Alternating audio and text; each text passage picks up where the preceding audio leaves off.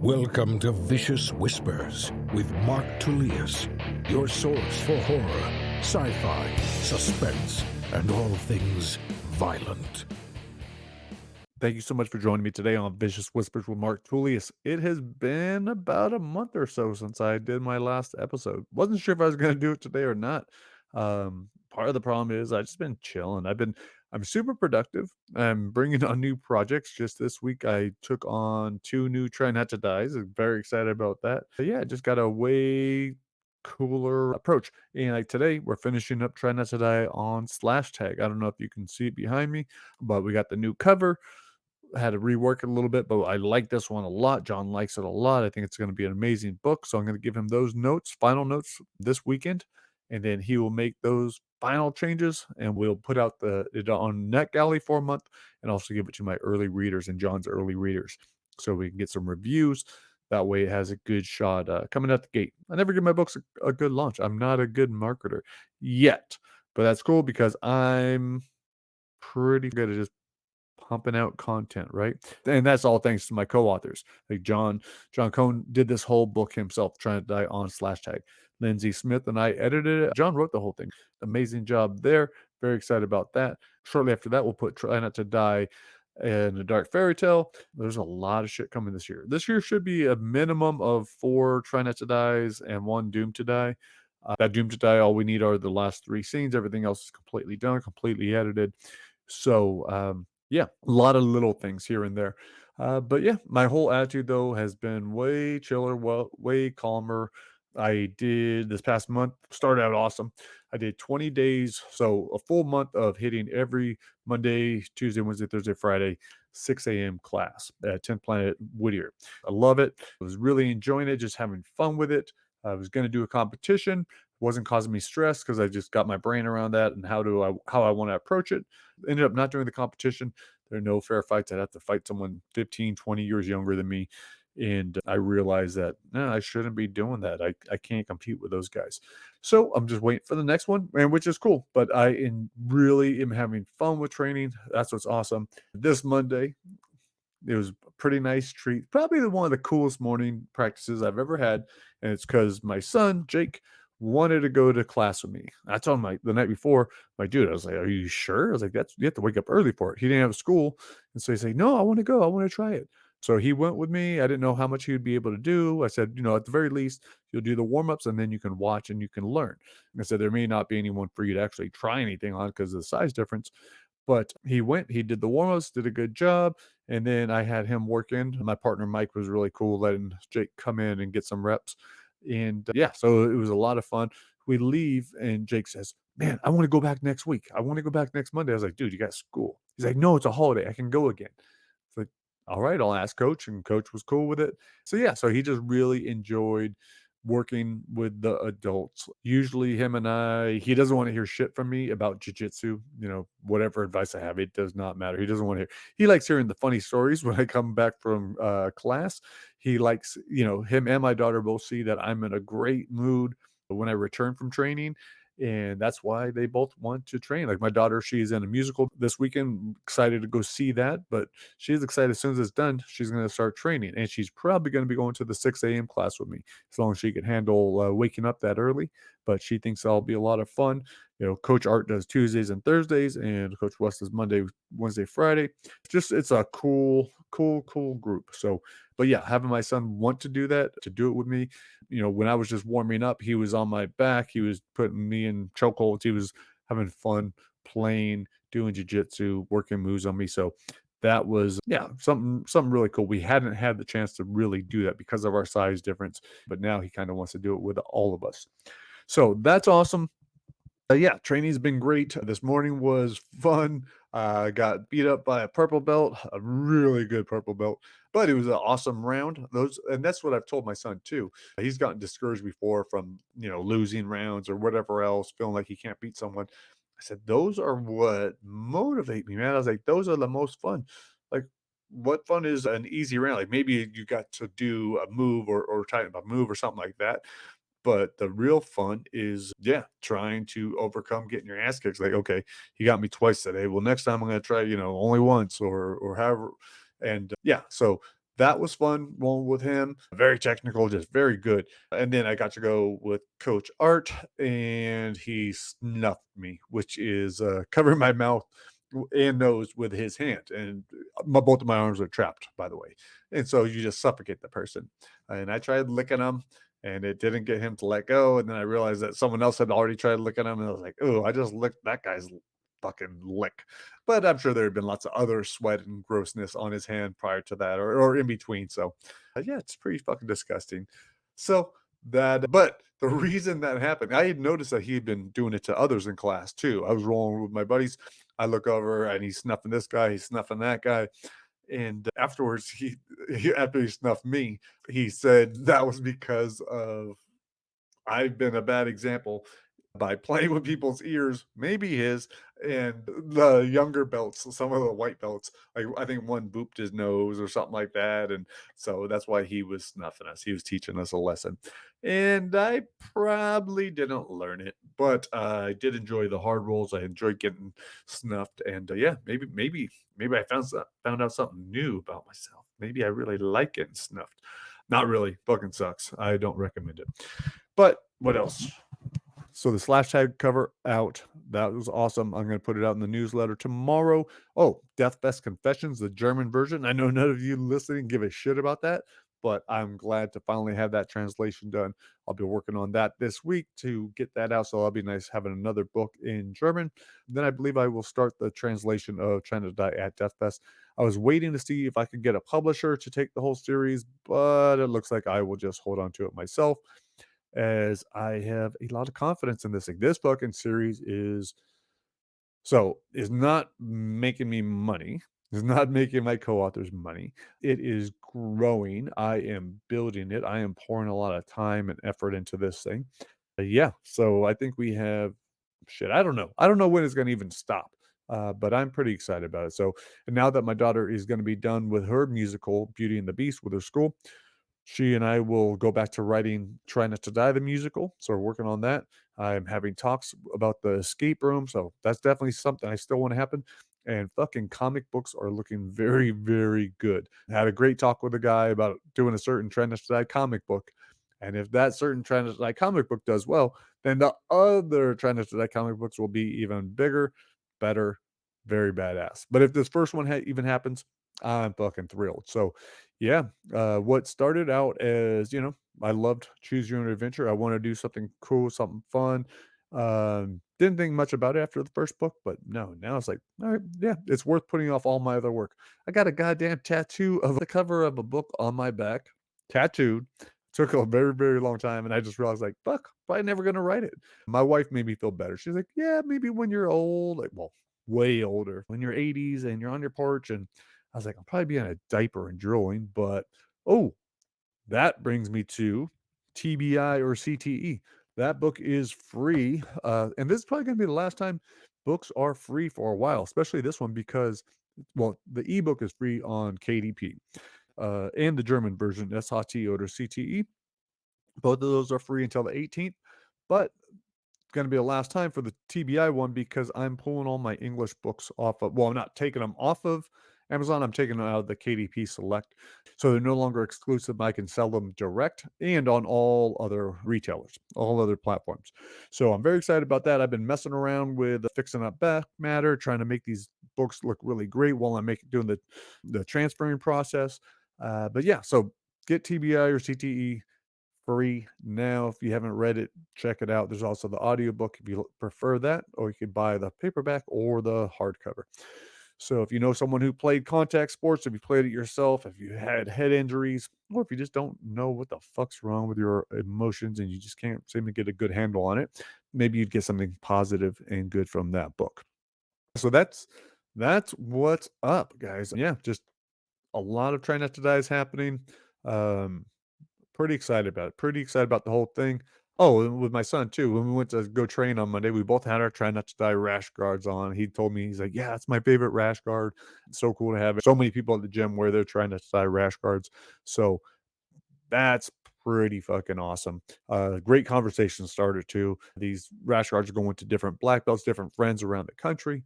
And yeah, so trying to grow it, having fun with it, proud of it, and that's where we are at.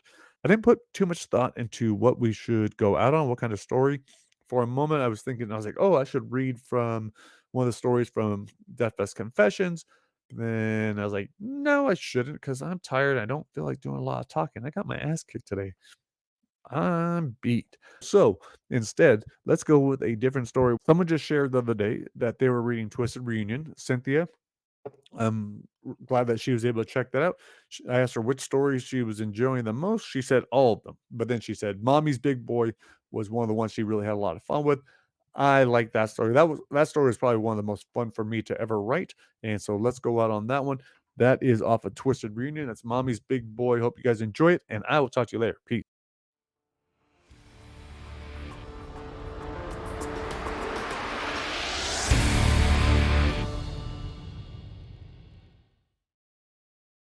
Mommy's Big Boy. Stacy held her 1-year-old on her lap, cooing and trying to get her boy to say the name of her latest man. Say it for Mommy. Come on, Brendan. Say Harry. Brendan tilted his head to the side and gazed into his mother's eyes. Babies always look like little drunks, Stacy thought. Brendan's eyes were glossy and trying to focus. Look, he's about to say it, Stacy said. Harry didn't take his eyes off the baseball game, even when he took a sip of his Bud Light. Cool. Come on, Brendan. You know how to talk, she said. One time. Say Harry. Brendan's blue eyes sparkled, and a grin spread across his face. Harry! He did it! He did it! He said it! Stacy cheered, bouncing Brendan into the air to celebrate. Harry turned up the television and gulped the rest of his beer.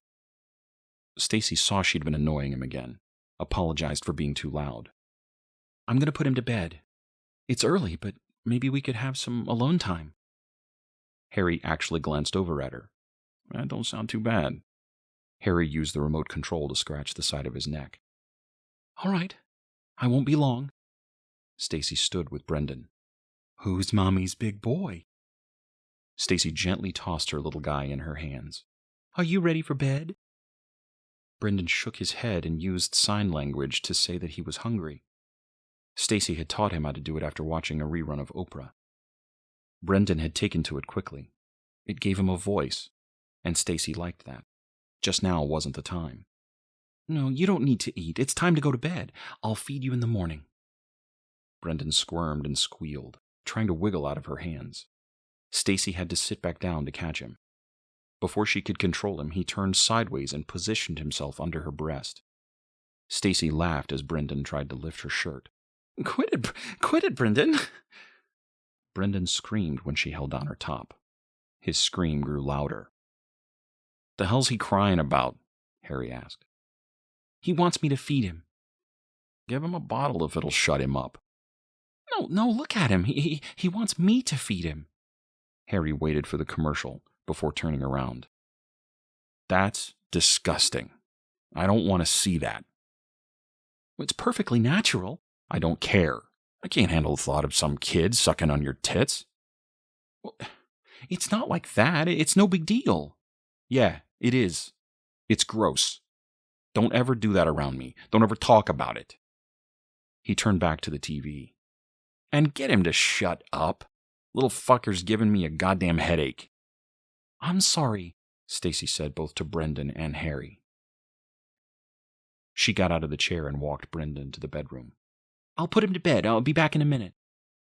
Stacy laid Brendan in his crib, but in no time he was up on his feet, rattling the top railing. He continued to scream.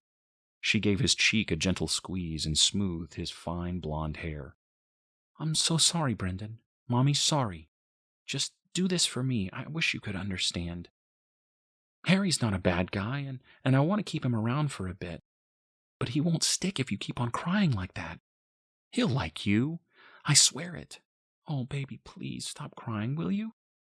I need you to go to bed, sweetheart, please. Brendan unleashed an ear-piercing shriek. I'm sorry, honey. Stacy forced herself away from the crib. You need to go to bed. I'll see you in the morning. Before she changed her mind and picked up her screaming baby from the crib, Stacy walked from the room, leaving the door open an inch so she could peek in later without waking him. When she returned to the living room, she heard Brendan wailing over the baby monitor positioned next to the television. Harry glared at her, and then the monitor. "Come on, Stace, I gotta listen to this? Are you serious?" Stacy grabbed the monitor and lowered the volume. "I'm sorry, I forgot about it." Harry turned up the television. "I can still hear him." "Well, I need to leave it on. I mean, this is so I can hear him." "I don't buy that. What about all the babies that came before those stupid things came out? They all came out fine. I mean, my mom didn't have one of those things." "It makes me feel better." She sat on the couch, lowered the monitor so she could barely hear Brendan's cries over the baseball game. "Does that little bastard always scream like that?" Stacy winced. "The funny thing is he never used to, even right after his dad died. It wasn't until last week that he started throwing these tantrums." Brendan's dad had passed 8 months earlier. He and Stacy had already planned on splitting, but it still tore her up to think about his death. Harry shrugged his shoulders and returned his attention to the game. "Probably does it because you baby him too much. Treat him like a man, or he'll grow up to be a damn sissy." "He's only 1. Put him on a schedule and don't treat him like he's helpless. He'll stop crying, trust me." "You're probably right." "I am." He clicked off the game, which ended with the Tigers winning by 3. "So now that he's in bed, how about showing me some attention?" "I'd love to." She hurried over and sat on his lap. Harry looked down and noticed the monitor in her hands. "What about that alone time you were talking about?" She had left the door cracked and promised herself she'd keep one ear listening for Brendan. "There, it's off." She kissed him on the cheek and set the monitor on the coffee table. "How's that?" "That's a start." Harry pushed Stacy off his lap so he could dig into his jeans pocket. He held up a plastic baggie. "I brought us a little snack." A pile of shriveled brown objects sat at the bottom of the bag. "What are those?" "Mushrooms. Ever tried them?" "Mushrooms? No way." "Never? You have no idea what you're missing out on." Stacy's cousin had tried to get her to take them in high school, but one taste had nearly made her puke, and she'd spit it out. She tried pulling Harry to his feet. "We don't need that to have a good time. Come on, I'll show you." Harry pulled away from her grasp, but kept eye contact. "Just try one. It'll bring us closer. You gotta try it." "But what about Brendan?" "He's asleep." Harry slid his arm up Stacy's forearm, gave her goosebumps. "What if he wakes and needs me? And what about nursing him? Can it mess up my milk?" Harry yanked his hand away. "God damn it, Stacy, what did I say about that crap? He's a boy, not a damn glass figurine." "I don't want to do anything that can hurt him." Harry opened the bag and placed 2 of the shrunken mushrooms on his palm. "It's fine." He placed one in his mouth and held the other out to her. "They've done all kinds of tests on it." "You mean studies?" "Yeah, that's what I said." He surprised her and stuck the other mushroom in her mouth. "Just take it." Stacy was about to spit it out, but then Harry said, "You were the one that said you wanted to keep me around a bit, that I wasn't so bad." Stacy was going to deny it, but he pulled her into his chest. He stroked her cheek, forced her mouth closed. "There you go. That's good. Just chew it up and relax. You deserve this. Here, lie down on the floor. Here, let me just put this down." Harry spread a blanket over the worn carpet and flipped on the radio. "We'll just relax and watch some music for a while." "That's right. Just come down here and get comfortable." Stacy stopped chewing the nasty stem, lay on her back, and stared up at the ceiling. Nothing happened for a while, but then everything began to spin. Harry just kept stroking her arm, telling her to relax. He crawled on top of her, slid his jeans past his knees. She woke a few minutes later, or was it hours, to the sound of a salesman announcing the best deals at Pete's Pontiac.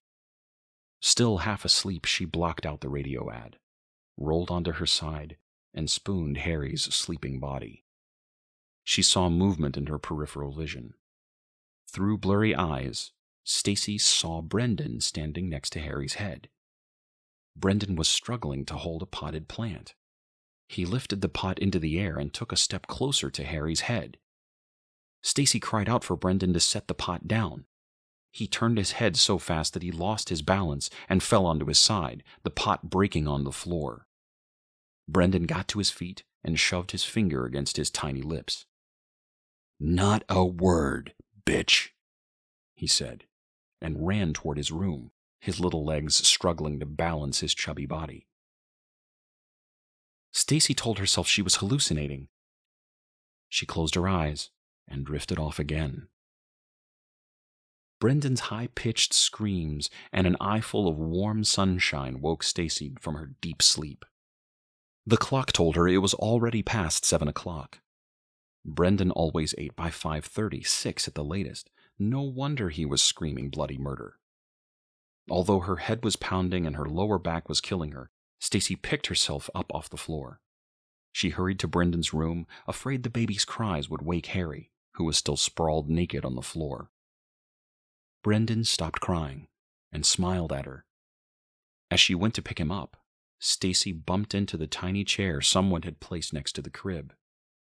Using the bottom of her shirt, she wiped the tears from his eyes and the snot from his lip. "Hush, big boy. Mama's here. I'm sorry, Brendan. You must be starving." Brendan smiled and gestured in sign language that he wanted to eat. She sat on the rocking chair and pulled up her shirt so he could feed. She was just thinking back to her crazy dream of Brendan holding the potted plant when Brendan bit down on her nipple. "Ow! What are you doing?" Stacy pulled him away from her and stood him on her lap. "Don't bite. That hurt Mommy." Brendan shook his oversized head and stared disapprovingly at her and clearly said, "How about you wash your tits after letting that scumbag slobber all over them? If I wanted to taste shitty beer and stale cigarettes, I'd ask you to kiss me." Stacy held him at arm's length. It took a few seconds to find any words, but when she did, she screamed for Harry. Brendan smiled as Harry crashed about the living room, yelled for her to calm down. Harry appeared in the doorway, looking worse than Stacy felt. What the hell is it?" Stacy kept Brendan at arm's length. It's him. He talked." "You woke me up because of that?" No, she cried. You don't understand. He talked like an adult. He had a man's voice and was so mean. This isn't my son." Harry looked at the smiling baby and back at Stacy. "You're out of your damn mind. It's just the shrooms." No, I was feeding him, and he bit me. He said..." "What did I say about that? I told you not to mention that crap." "I'm sorry, but..." Before Harry could interrupt her, she said, "He bit me and said my boob tasted like beer and cigarettes." Harry laughed and slapped his thigh. "Jesus, Stacy, you're still tripping. Put the kid in the crib. You need to get your head straight." "You think it's the mushrooms? I'm still high." "What do you think, Brainiac? Come on, put him down and fix me some breakfast. It'll make you feel better." Harry left the room and said, "Wake me when it's ready. I want eggs." Stacy set Brendan in the crib and stepped back. She studied her giggling boy and felt disgusted with herself. He was so adorable, and he couldn't speak. He was one, and she was high. She bent down to nuzzle her son's cheek, whispered his name lovingly. A sick grin spread across his face. "Why are we whispering?" Stacy stifled a scream, reminded herself that she was still experiencing the drugs. She looked at the chair next to the crib. "Did you get out of your crib last night?" Brendan nodded. "And you aren't going to say a word, are you, Mommy?" His voice was so deep. Stacy gasped and pinched herself, hoping the pain would snap her out of this horrific illusion. When it didn't, she said, What were you trying to do? Let's just say the prick got lucky. If it weren't for these fat baby fingers, his brain would have been mush. Harry? What now? He asked from the other room. He's doing it again. Get out of there, Stace, Harry ordered. You're tripping. Drink some water and fix some goddamn eggs. And don't make them all runny. Brendan waved a mocking goodbye as Stacy backed out of the room. In the living room, she noticed the pot, cracked and on its side next to where Harry had been sleeping. Oh my God, the pot. Relax. Harry covered his face with the blanket to hide from the morning sunshine. I think I kicked it over when I got up. I mean, it's your fault, though. You scared the crap out of me when you yelled like that. You broke it? Who cares? The thing was ugly anyway. Go buy a new one if it bothers you so much. Stacy wanted to tell Harry about her dream, but it would only upset him even more. Instead, she did as she was told and cooked breakfast. The sunlight was intense, but she felt like she was regaining some sobriety. After she slid the plate of fried eggs in front of Harry, Stacy took a bottle of milk to Brendan's room. She was relieved to see he was curled up under his blanket. Stacy walked to the crib and set the bottle on the nightstand. She was about to pull the blanket down when she heard a noise behind her and whipped around. Brendan was a few feet away trying to pick up a pair of scissors from the floor. Before he could cut himself, Stacy snatched the sewing scissors and set them on the cabinet. She turned back to her son, who cursed under his breath, looking down at his hands. Stupid goddamn fingers, he said. Keeping one eye on Brendan, Stacy lifted the blanket and saw the pillow underneath it. What were you trying to do, Brendan? Her voice shook. Let's just say we'll call you lucky this time. Stacy picked Brendan up, holding him as far away as possible, and took him into the living room. She set him in front of Harry and said, Please watch him for a minute. I need to take a bath. I don't feel good at all. My mind's all screwed up. When is this stuff going to wear off? You can't worry about it. If you panic, it'll only make things worse. Hurry up and take a bath. I'll watch him. Thanks, Harry. I owe you. With his back to Harry, Brendan put his fist in front of his O-shaped mouth and rapidly jerked it up and down, showing Stacy he knew how she'd repay her boyfriend. She pretended she didn't see the obscene gesture and ran off to the bathroom. After setting the radio on the ledge and turning on an easy listening station, she eased into the warm water and tried to relax. She promised God that she would never again take drugs. She begged him to cleanse her mind, take away the evil thoughts. She loved Brendan and hated herself for thinking such terrible things about him. Stacy had been in the bath for quite some time when there was a low knock on the door. I'll be out in a minute, Harry. The knocking persisted. Is everything okay? Brendan's not causing too much trouble, is he? The doorknob turned back and forth. Finally, the catch released, and the door pushed open. And there was Brendan, standing on top of his rock and roll Tigger. Brendan had opened the door before, doing this very thing. But his sick smile told her the drugs were still coursing through her mind. He got down on his knees and backed off the toy, carefully easing one leg down, and then the other so he didn't lose his balance. Before he turned toward her, he picked up his favorite red ball in his right hand, and something else in his left. Did you want to play catch? She looked around the bathroom, actually thinking about what she could use as a weapon before scolding herself. He's your son. Jesus, get it together, Stacy. She held her hands in front of her. Want to throw it to Mommy? Wouldn't Harry play with you? Brendan stepped into the bathroom, his left hand behind his back, his right clutching the red ball.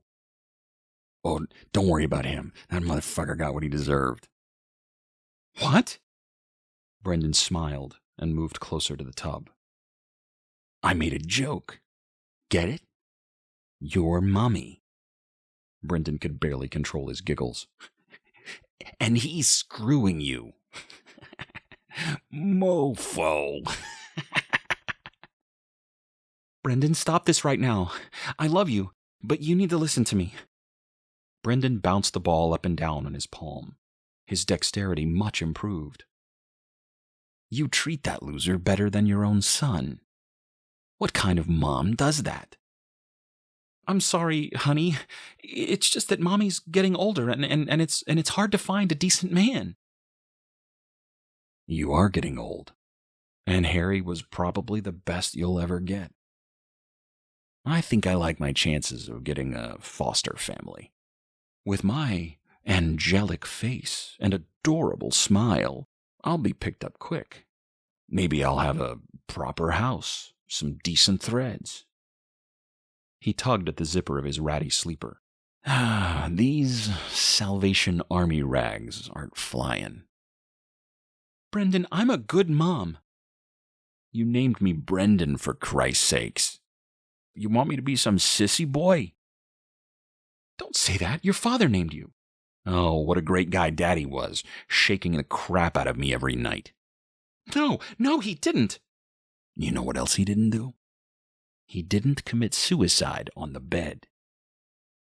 I'm dreaming. Stacy closed her eyes and shook her head. This isn't real. He showed her the fist he'd been holding behind his back.